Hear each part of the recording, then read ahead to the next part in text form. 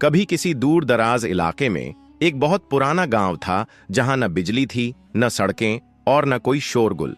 उस गांव के बाहर एक सूखे जंगल की सरहद पर एक छोटी सी झोंपड़ी में एक बूढ़ी औरत रहती थी। सब लोग उसे अम्मा हलीमा कहते थे। अम्मा हलीमा की उम्र 80 साल के करीब थी। उसकी कमर झुक गई थी, आंखों पर धुंध छा चुकी थी और हाथों में कंपन रहने लगा था, मगर उसकी जुबान पर हर वक्त अल्लाह का जिक्र और दिल में अजीम तवक्कुल था। वह दुनिया से कटकर रहती थी, मगर रूहानी तौर पर बेहद जुड़ी हुई थी अपने रब से। उसके पास न कोई बेटा था, न बेटी, न रिश्तेदार। बस एक मिट्टी की झोंपड़ी, एक पुराना चूल्हा और एक पुरानी सी तस्बीह, जिसे वो हर वक्त उंगलियों में घुमाती रहती थी। रोज सुबह फज्र की नमाज पढ़ती, फिर कुरान की तिलावत करती और फिर जंगल की तरफ जाकर लकड़ियां बीनती। लकड़ियां बेचकर जो कुछ मिलता उसमें से थोड़ा खा लेती और बाकी बचाकर किसी गरीब बच्चे के लिए रख देती। एक रात जब आसमान पर बादल गरज रहे थे और तेज हवाएं झोंपड़ी की खपरेलें उड़ा रही थीं, अम्मा हलीमा चूल्हे के पास बैठी थी। उसने थोड़ी सी रोटी बनाई, नमक से खा ली और फिर तस्बीह लेकर जिक्र में मशगूल हो गई। तभी झोंपड़ी के बाहर से अजीब सी आवाज आई। पहले तो कुछ पत्ते सरकते हुए लगे, फिर हल्की गुर्राहट और फिर पूरा जमीन हिलता सा महसूस हुआ। अम्मा हलीमा ने सिर उठाया, मुस्कुराई और कहा, या अल्लाह, अगर ये तूने भेजा है तो मुझे तेरा अमान चाहिए। अगर ये मेरा इम्तिहान है तो तू ही कामयाबी दे। अगले ही पल झोंपड़ी के दरवाजे पर एक शेर खड़ा था। मुंह से लार टपक रही थी, आंखों में भूख चमक रही थी और पंजों से जमीन खुरच रहा था। मगर अम्मा की आंखों में न खौफ था न घबराहट। उसने वहीं तस्बीह थामे हुए कहा, आजा मेरे बेटे, अगर तू भूखा है तो रोटी मेरे पास नहीं, मगर दुआ है बहुत। शेर ने आगे कदम बढ़ाया, मगर जैसे ही अम्मा हलीमा ने हाथ उठाकर दुआ की, शेर वहीं रुक गया। उसकी आंखें अचानक नरम हो गईं, गुर्राहट थम गई। उसकी सांसें तेज थीं, मगर आंखों में अब भूख की जगह अजनबी सुकून नजर आ रहा था। अम्मा हलीमा ने जमीन पर बिछा हुआ बोरा उठाया, उसमें बची हुई सूखी रोटी का एक टुकड़ा निकाला और शेर के आगे रखते हुए कहा, ले बेटा, मुझे तो अल्लाह रोजी देता है, तू भी उसी से मांग और कभी किसी का हक न छीनना। शेर ने वो रोटी खा ली और फिर बिना किसी नुकसान के धीरे धीरे जंगल की तरफ लौट गया। अगली सुबह गांव वालों ने देखा कि अम्मा हलीमा की झोंपड़ी के सामने शेर के पंजों के निशान थे। सब डर गए और दौड़े दौड़े उसकी झोंपड़ी की तरफ पहुंचे, मगर अम्मा उसी सुकून से बैठी थीं जैसे कुछ हुआ ही ना हो। जब लोगों ने पूछा, अम्मा, शेर आया था, आप बच गईं? अम्मा मुस्कुराईं और बोलीं, जो अल्लाह का हो जाए। फिर शेर क्या, मौत भी उसका कुछ नहीं बिगाड़ सकती। अल्लाह की रहमत से बड़ा कोई रक्षक नहीं। कुछ हफ्ते बीत चुके थे। अम्मा हलीमा हर दिन की तरह अपने रब के नाम में मग्न रहतीं, कुरान की तिलावत करतीं और छोटे बच्चों के लिए दुआएं मांगतीं। गांव में अब लोग उन्हें सिर्फ अम्मा नहीं बल्कि अल्लाह वाली बूढ़ी अम्मा कहने लगे थे। सबकी जुबान पर यह बात फैल चुकी थी कि एक शेर भी उनके सामने झुक गया। एक शाम जब सूरज डूब चुका था और अंधेरा धीरे धीरे झोंपड़ी को घेर रहा था, फिर से वही आहट आई। पत्तों की सरसराहट, फिर भारी सांसें और फिर वही शेर, मगर इस बार वो पहले जैसा नहीं था। उसकी चाल में कमजोरी थी, आंखों में दर्द था और शरीर से खून बह रहा था। अम्मा ने जैसे ही देखा, उन्होंने गहरी सांस ली और कहा, या अल्लाह, तूने इसे वापस भेजा है, इसका जख्म भी तू ही भरेगा। अम्मा ने कुछ नहीं सोचा, उसने पुराने कपड़े फाड़कर पट्टी बनाई। शेर झोंपड़ी के बाहर चुपचाप लेट गया, जैसे वो अब उस औरत पर भरोसा कर बैठा हो। अम्मा ने अपने हाथों से उसकी पट्टी की, कुएं से पानी लाकर उसके जख्म धोए और उसके पास बैठकर तस्बीह पढ़ती रहीं। एक शेर जंगल का बादशाह अब एक बूढ़ी औरत के दरवाजे पर दुआओं में लिपटा हुआ था। अगले दिन गांव वाले जब फिर शेर के निशान देखे तो डर के मारे पंचायत बुला ली। अगर ये शेर हर रोज अम्मा की झोंपड़ी पर आने लगा तो हम क्या करें? बच्चे बाहर नहीं निकल पाएंगे, औरतें जंगल नहीं जा सकेंगी। मगर तभी किसी ने कहा, मगर वो शेर अब तक किसी को नुकसान नहीं पहुंचा रहा। शायद वाकई वो अम्मा से डरता नहीं, मोहब्बत करता है। जब पंचायत के कुछ बुजुर्ग अम्मा से मिलने पहुंचे और बोले, अम्मा, ये खतरनाक है, हमें डर है कि कल को ये किसी पर हमला कर देगा। तो अम्मा ने बस इतना कहा, जिसे अल्लाह ने मेरे पास भेजा है उसे हटाने की कोशिश मत करो। अगर वो अल्लाह की मखलूका है तो उसका इलाज भी उसी के नाम से होगा। अल्लाह की रहमत डर से बड़ी होती है। गांव के लोग चुप हो गए। किसी के पास जवाब नहीं था। अब हर रोज शेर आता, चुपचाप बैठता, अम्मा के हाथ से रोटी खाता, पानी पीता और देर रात लौट जाता। कुछ समय में शेर इतना शांत हो गया कि छोटे बच्चे भी उसकी पूंछ पकड़कर खेलने लगे। गांव की औरतें कहती, ये शेर नहीं, अल्लाह की रहमत है जो अम्मा की दुआओं में उतर आई है। जैसे जैसे शेर की मौजूदगी गांव में आम होती गई, वैसे वैसे अम्मा हलीमा की झोंपड़ी एक तरह की रहमत की निशानी बन गई थी। गांव वाले अब बच्चों को वहीं ले जाते, बुजुर्ग वहां बैठते और कई मुसाफिर तो सिर झुकाकर उस मिट्टी के दरवाजे पर सलाम भी करते। मगर हर दिल में मोहब्बत नहीं होती। एक दिन गांव की सरहद पर एक अजनबी ऊंट से उतरता है। सिर पर लाल पगड़ी, कमर पर चमकता हुआ खंजर और कंधे पर बड़ी सी बंदूक। वो सीधे पंचायत के पास पहुंचा और बोला, मैंने सुना है यहां कोई शेर घूमता है इंसानों के बीच, मैं उसे पकड़ने आया हूं। गांव वालों ने घबराकर कहा, नहीं, वो किसी को नुकसान नहीं पहुंचाता, वो तो अम्मा हलीमा की रहमत से शांत है। शिकारी ने हंसते हुए कहा, शेर अगर शेर है तो एक दिन हमला जरूर करेगा, मैं उसे जिंदा या मुर्दा पकड़कर ले जाऊंगा। अगले ही दिन शिकारी अम्मा की झोंपड़ी पर पहुंचा। वो बोला, बूढ़ी औरत, इस शेर को यहां से दूर कर दो, वरना मैं इसे गोली मार दूंगा। अम्मा ने बड़ी नरमी से जवाब दिया, बेटा, जिस जानवर ने किसी को नहीं सताया उसे सताना जुल्म होगा। ये अल्लाह की मखलूकन है, इसे मारोगे तो अल्लाह से कैसे बचोगे। शिकारी ने ठहाका मारा, मैं बंदूक से डरता नहीं और तवक्कुल से पेट नहीं भरता। उसी रात शिकारी जंगल के छोर पर छिप गया। जैसे ही शेर हमेशा की तरह चुपचाप अम्मा के पास आया, वो झोंपड़ी के बाहर बैठा ही था कि शिकारी ने बंदूक तानी। अम्मा झोंपड़ी से निकली, सामने खड़ी हो गईं। शिकारी चौंका, हट जाओ बूढ़ी औरत, गोली चल जाएगी। अम्मा बोली, अगर तेरी गोली इस जानवर को लगे तो समझ लेना तूने अल्लाह की इबादत में खलल डाला है, और अगर मेरी जान जाती है तो वो भी उसके हुक्म से जाएगी। मगर याद रख, जब इंसान किसी बेगुनाह की जान लेता है तो अपने हिस्से की रहमत खो देता है। तभी शेर उठा, धीरे धीरे शिकारी के पास आया, मगर हमला नहीं किया। उसने बस जमीन पर गर्दन झुका दी, जैसे खुद को अम्मा के हवाले कर दिया हो। शिकारी की आंखें भर आईं। उसने बंदूक नीचे रख दी और वहीं बैठ गया। सुबह की अजान हुई। अम्मा ने कहा, जिसे अल्लाह मोहलत दे वो बदले तो रोशनी उसके दिल तक जरूर पहुंचती है। शिकारी की आंखों से आंसू बह रहे थे। उसने कहा, अम्मा, मैं शिकारी नहीं रहा, अब बस आपका एक बेटा हूं।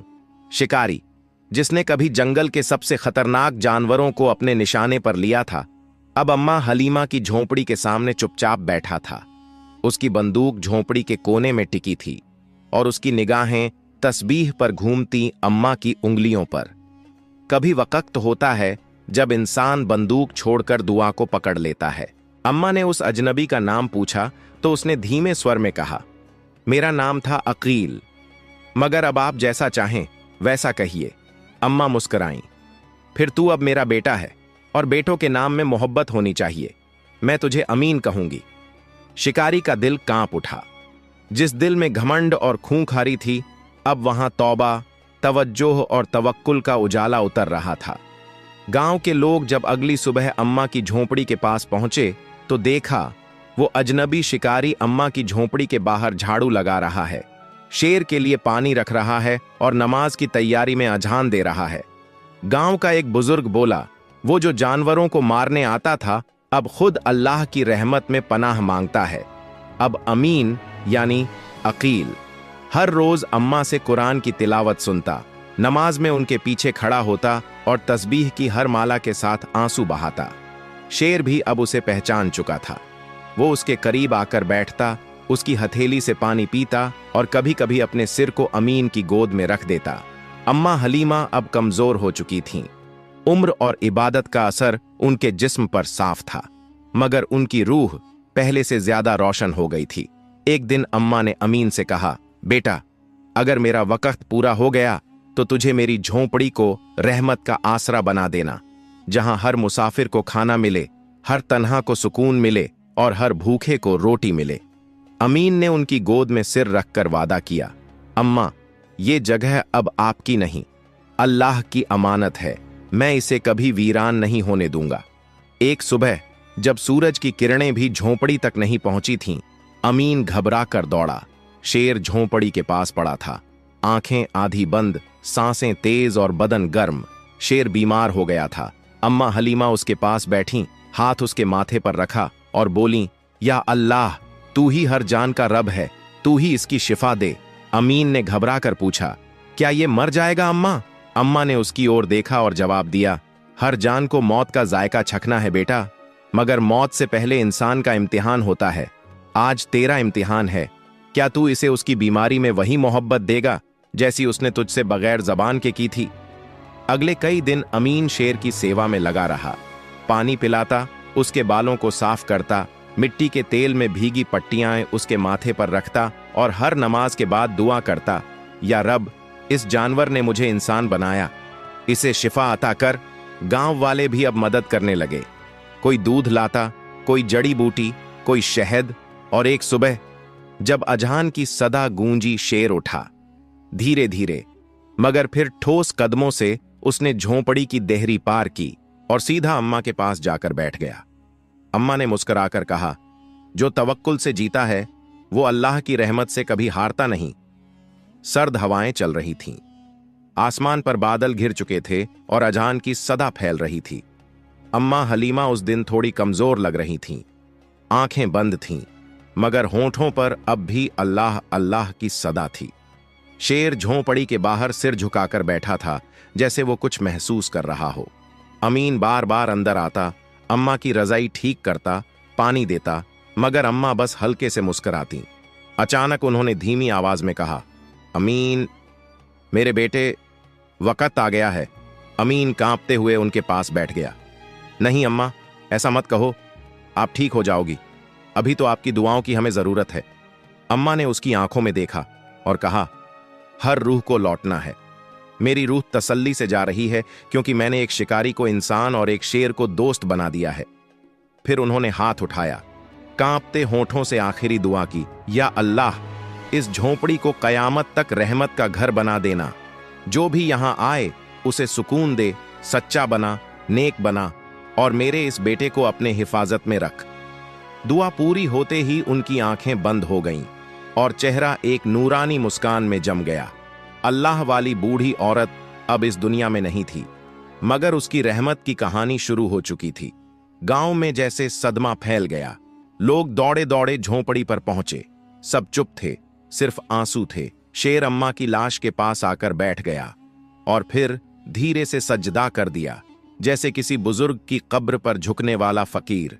अगले ही दिन अमीन ने अम्मा की वसीयत पूरी करने की ठान ली। झोंपड़ी के ऊपर एक लकड़ी की तख्ती लगाई, जिस पर लिखा, रहमत का आसरा, अम्मा हलीमा की याद में। गांव के लोगों ने मिलकर वहां एक छोटी सी सराय बनाई, जहां हर मुसाफिर को खाना मिलता, हर गरीब को छत मिलती और हर अकेले को मोहब्बत मिलती।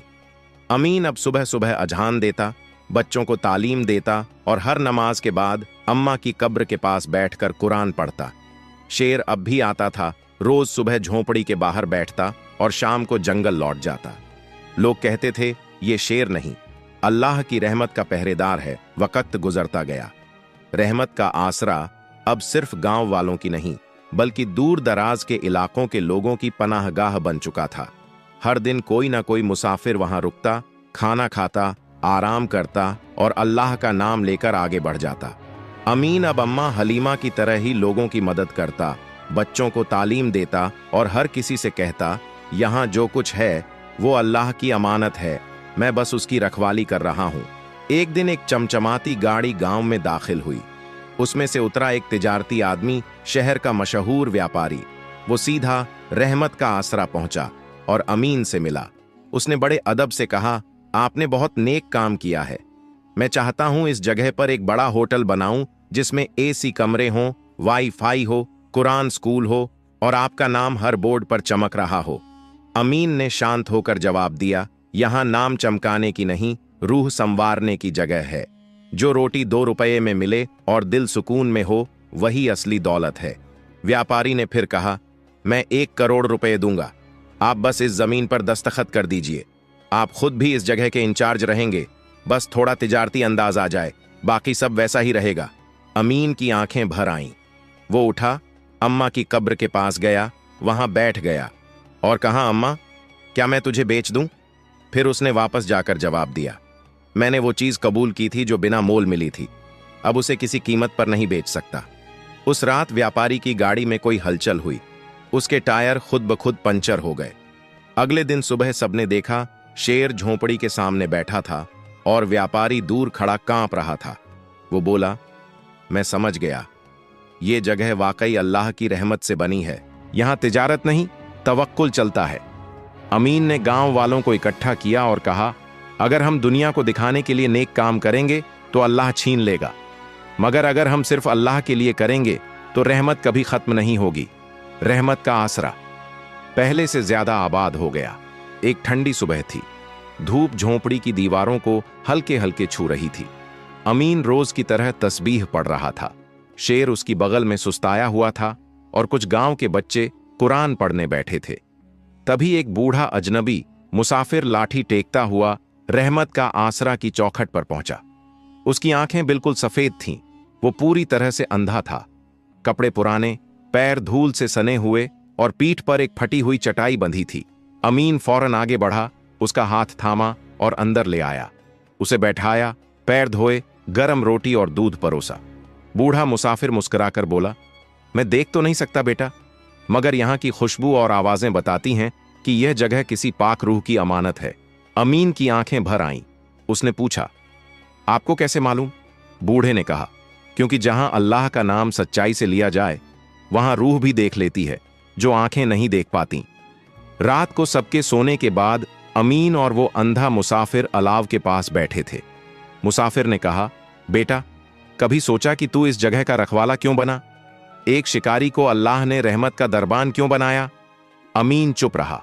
बूढ़े ने कहा, क्योंकि तुझमें शिकारी की आंखें थीं, मगर अम्मा ने तुझे फकीर का दिल दे दिया, और जिसने शिकारी को फकीर बना दिया वो अल्लाह का वली ही हो सकता है। अमीन की आंखों से आंसू बह निकले। सुबह जब अमीन उठा तो देखा बूढ़ा मुसाफिर चला गया है। न कोई निशान, न कोई नाम, बस अम्मा की कब्र के पास एक छोटा सा कपड़े में लिपटा पैकेट पड़ा था। अमीन ने खोला, अंदर एक तस्बीह थी, वही जैसी अम्मा की होती थी, और एक पर्ची। हर आंख बंद हो जाए तो भी तवक्कुल से रास्ता खुलता है। रहमत सिर्फ दिखती नहीं, महसूस भी होती है। एक दिन दोपहर के वक्त रहमत का आसरा के दरवाजे पर एक औरत पहुंची। उसका चेहरा थका हुआ था, आंखों में नींद और दर्द का साया था। उसकी गोद में एक 10 साल का बच्चा था, निढाल, बिल्कुल चुप। औरत ने कहा, मैं कई शहरों के डॉक्टरों के पास जा चुकी हूं, मेरे बेटे की सांसें हर दिन कम हो रही हैं। किसी ने कहा था यहां एक बूढ़ी औरत की दुआओं से करामत होती है। अमीन खामोश खड़ा रहा। फिर उसने औरत को अंदर बुलाया, बच्चे को चटाई पर लिटाया और खुद अम्मा की कब्र के पास जाकर बैठ गया। शेर धीरे धीरे पास आया और अम्मा की कब्र के सिरहाने बैठ गया, जैसे फिर से कोई पहरेदारी कर रहा हो। अमीन ने हाथ उठाए और कहा, या अल्लाह, जिस अम्मा की रहमत से तूने शिकारी को इंसान बनाया, शेर को दोस्त बनाया और इस जगह को अमान बना दिया, उसी अम्मा की दुआ के सदके इस मासूम बच्चे को शिफा दे दे। तभी हल्की सी हवा चली। कब्र के पास की मिट्टी से एक नूर उठता सा महसूस हुआ। कोई कुछ देख नहीं पाया, मगर बच्चे की आंखें अचानक खुल गईं। उसने अपनी मां की उंगली थामी और धीमे से कहा, अम्मा, मुझे अब अच्छा लग रहा है। गांव के लोग जो दूर खड़े ये सब देख रहे थे, सिजदे में गिर पड़े। उस रात अमीन अकेले बैठा था।